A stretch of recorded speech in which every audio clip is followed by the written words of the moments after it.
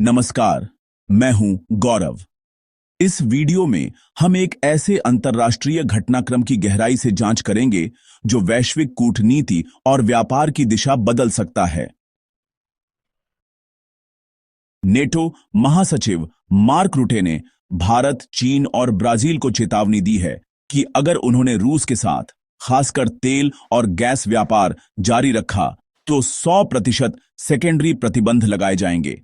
यह चेतावनी तब आई जब उन्होंने अमेरिकी राष्ट्रपति डोनाल्ड ट्रंप से मुलाकात की, जिन्होंने 2 सितंबर 2025 तक का 50 दिनों का अल्टीमेटम रूस को दिया है कि वह यूक्रेन के साथ शांति समझौता करे। लेकिन भारत का रुख क्या है? ब्रिक्स और नाटो जैसे वैश्विक गठबंधनों पर इसका क्या असर होगा और दीर्घकालिक परिणाम क्या होंगे? आइए इस बदलते भू राजनीतिक संकट में गहराई से उतरते हैं।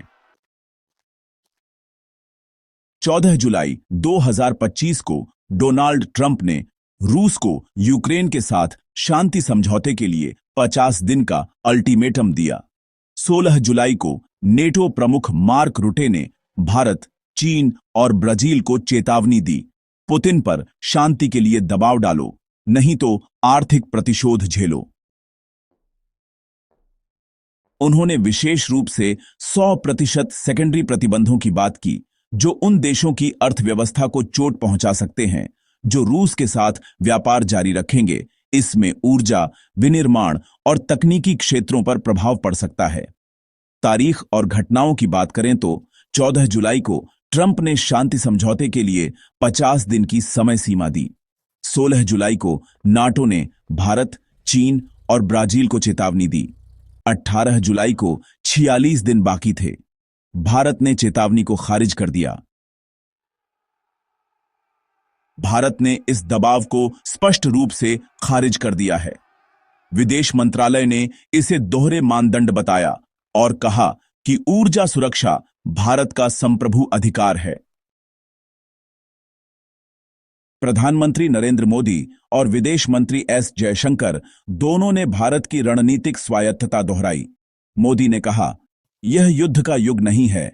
जयशंकर का कहना था, हमें उपदेशक नहीं, साझेदार चाहिए। वैसे भारत अब भी छूट दर पर रूसी कच्चा तेल आयात कर रहा है ताकि वैश्विक कीमतों की अस्थिरता के बीच आर्थिक स्थिरता बनाए रखी जा सके।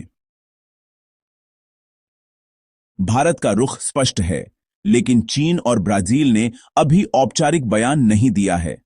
हालांकि चीन के रूस के साथ रणनीतिक संबंध हैं, इसलिए वह पश्चिमी दबाव को नकार सकता है। ब्राजील, जो ब्रिक्स का हिस्सा है, संभवतः आर्थिक राष्ट्रवाद के तहत भी पश्चिमी दबाव को अस्वीकार कर सकता है। आलोचकों का कहना है कि नेटो एक सैन्य गठबंधन है, न कि आर्थिक संस्था। तो फिर वह आर्थिक धमकियां क्यों दे रहा है?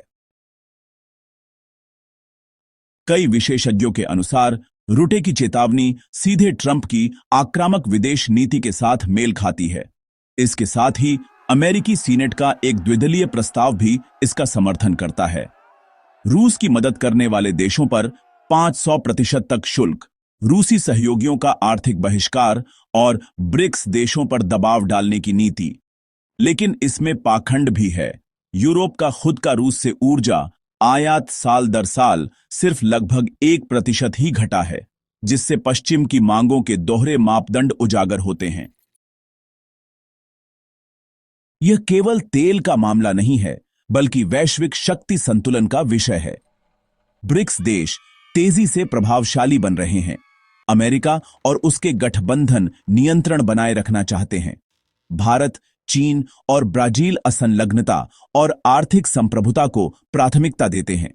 ट्रंप की धमकियां एक व्यापक बदलाव का हिस्सा है, जैसे पेट्रोडॉलर से दूरी, बहुध्रुवीय कूटनीति की ओर रुझान और आत्मनिर्भर अर्थव्यवस्था की खोज। 18 जुलाई 2025 तक ट्रंप की डेडलाइन के 46 दिन शेष हैं। रूस यूक्रेन में शांति समझौते की कोई प्रगति नहीं हुई है।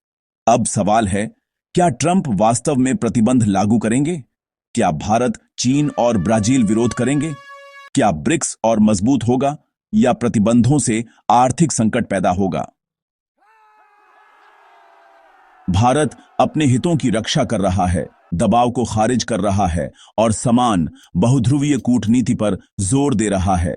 आने वाले दिन वैश्विक गठबंधनों की ताकत, आर्थिक दबाव की सीमाएं और एक विभाजित दुनिया में संप्रभु निर्णय क्षमता की परीक्षा होंगे। कमेंट्स में जरूर बताएं, क्या भारत को नेटो की चेतावनी के आगे झुकना चाहिए या स्वतंत्र ऊर्जा नीति बनाए रखनी चाहिए।